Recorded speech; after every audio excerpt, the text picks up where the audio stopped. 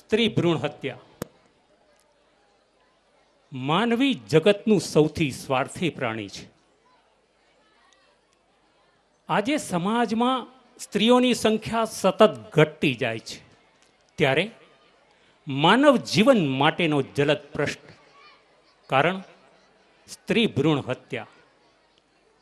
માનવી જગતનું સૌથી સ્વાર્થી પ્રાણી છે, જે પોતાના સ્વાર્થ ખાતર સૂક્ષ્મ જંતુથી માંડીને મહાકાય પ્રાણીની હત્યા કરતા જરાય ખચકાતો નથી. તે પ્રાણીઓને પાળે છે અને પાળેલા પ્રાણીને માદા બચ્ચાનો જન્મ થાય તો તે મીઠાઈ પણ વહેંચે છે. નવાઈની વાત તો એ છે કે પોતાના જ રક્ત માંસમાંથી પોષાયેલા સ્ત્રી બીજની તે ક્રૂરતાપૂર્વક હત્યા કરી નાખે છે. આજના વૈજ્ઞાનિક યુગમાં ટેસ્ટ ટ્યુબ બેબી માટે 8 થી 10 એમ્બ્રિયો તૈયાર કરવામાં આવે છે. એમ્બ્રિયો એટલે કે માનવ ગર્ભ, જેમાંથી 2 તંદુરસ્ત એમ્બ્રિયો, 2 માનવ ગર્ભ ને રાખીને બાકીના 8નો નાશ કરવામાં આવે છે. આ પણ એક પ્રકારની ભ્રૂણ હત્યા છે. ડિઝાઇનર બેબીના નામે વેપલો કરતા ધંધાધારીઓનો ટોટો નથી.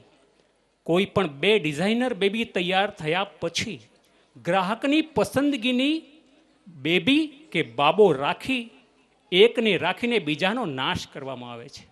વાત આટલેથી જ અટકતી હોત ને તો સારું હતું, પણ હેરાન ગતિની વાત તો એ છે કે ત્યજાયેલા બેબી ભ્રૂણનો બેબી સૂપ બનાવીને પીવાની ફેશન વિદેશોમાં પ્રચલિત બનતી જાય છે, ત્યારે આપણા દેશમાં પણ એર કન્ડિશન અર્ધપ્રકાશિત વૈભવી હોટેલોમાં નવદંપતિ દ્વારા બેબી સૂપ પીવાઈ રહ્યું છે.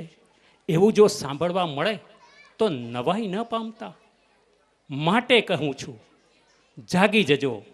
એક કુમળા સ્ત્રી ભ્રૂણને માતાના ગર્ભથી હોસ્પિટલ અને હોસ્પિટલથી હોટેલ સુધી તો નથી પહોંચાડી રહ્યા ને. વિચાર તમારે કરવાનો છે.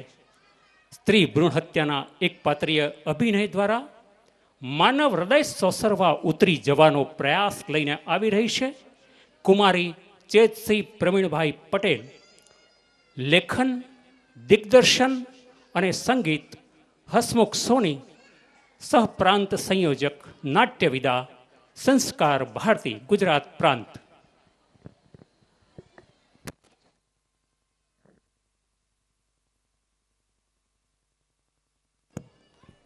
આગળ બેઠેલા નાના ભૂલકાઓ, અવાજ ન કરીએ, શાંતિથી બેસો.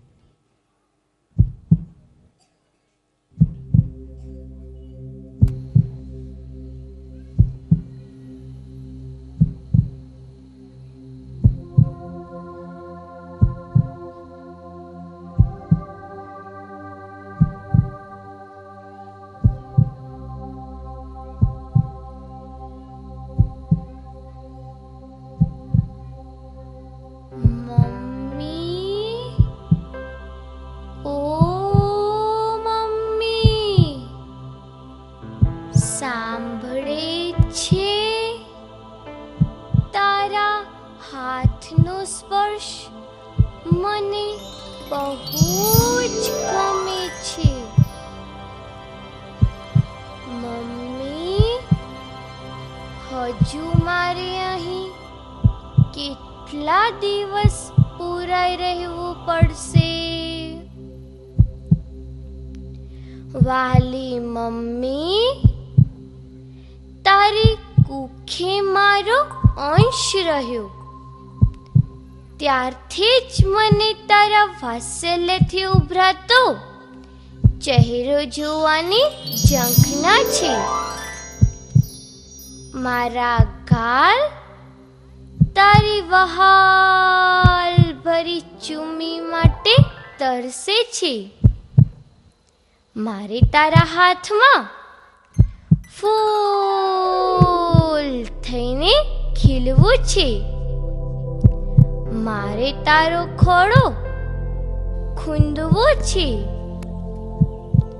આપણા આંગણામાં ચણચણતી ચકલીઓ ને પારેવા સાથે રમવું છે.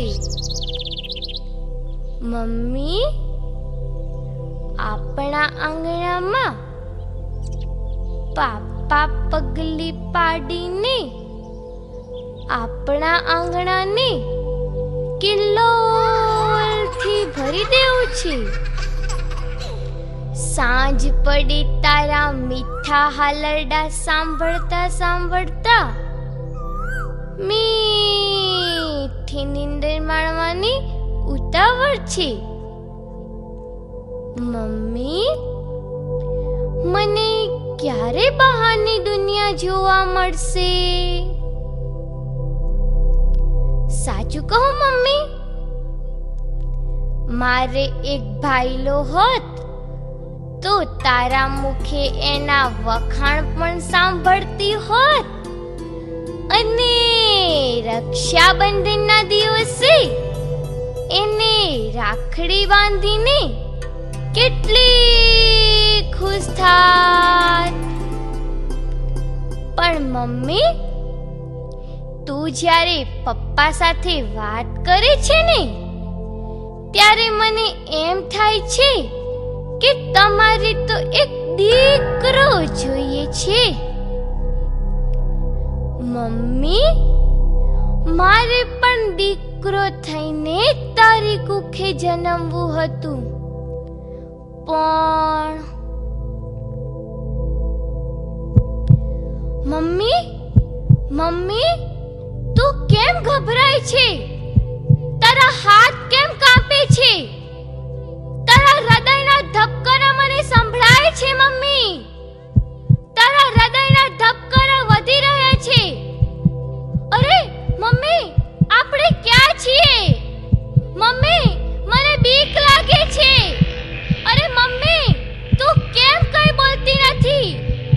અરે અરે, આ કોનો હાથ મને અડકે છે? અરે, આ હાથ મને ભીસમાં લઈ રહ્યા છે. નહીં નહીં, અરે આ શું ચપ્પુ ચીપિયો? નહીં મમ્મી, નહીં, બચાવ મમ્મી. હું ભાઈલા પાસે રાખડી બાંધીને કશું જ નહીં માંગુ મમ્મી. હું નવું ફ્રોક પણ નહીં માંગુ. નહીં નહીં, અરે કોઈ મારા હાથ કાપી રહી છે મમ્મી. કોઈ મારા પગ કાપી રહી છે. નહીં, બચાવ બચાવ મમ્મી, બચાવ. નહીં મમ્મી, નહીં, બચાવ બચાવ. નહીં નહીં.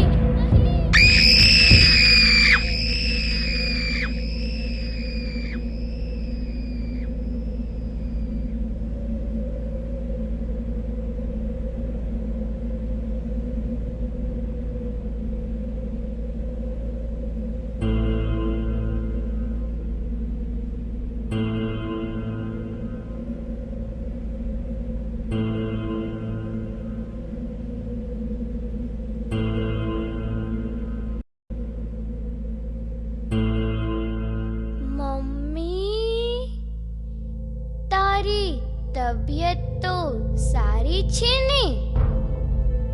તું દવાખાનેથી ઘરે આવી ગઈ ને? તમારે તો માત્ર દીકરાની જ ઝંખના હતી.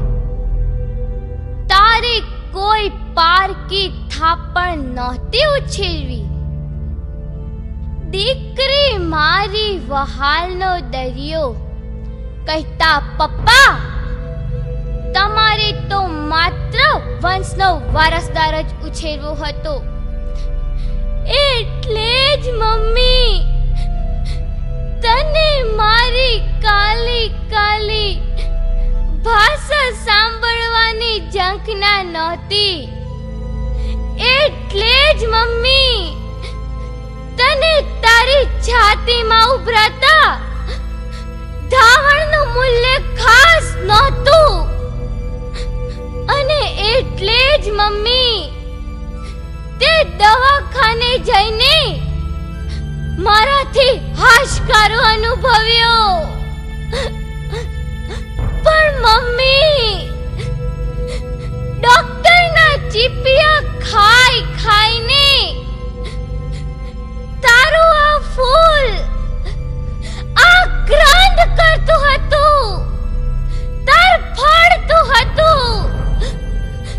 મને થયું મારી ચીસ સાંભળી તું મારી વારે જરૂર આવીશ. પણ મમ્મી, તને તો દયા ન જ આવી, પણ ભગવાનને તો દયા આવી ગઈ. મારું ધબકતું હૈયું ફાટ દઈને ફાટી ગયું અને ભગવાને તરત જ મને ઉપર બોલાવી લીધી.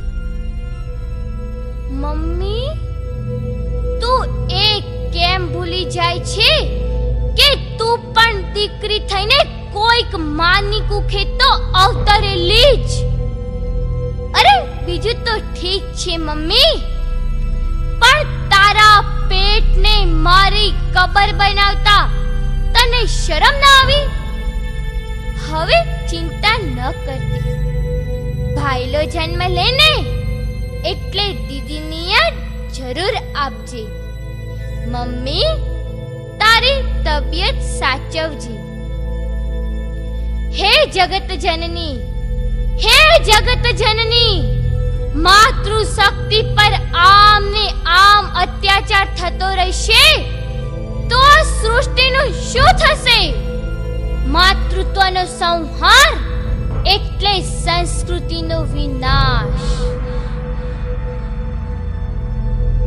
માં, મારે બીજી માતાની કુખે જન્મ લેવાની વેળા થઈ ગઈ છે. હવે તો રજા છે ને માં? હે પ્રભુ, મારી લાજ રાખજે. આવજે મમ્મી, આવજે.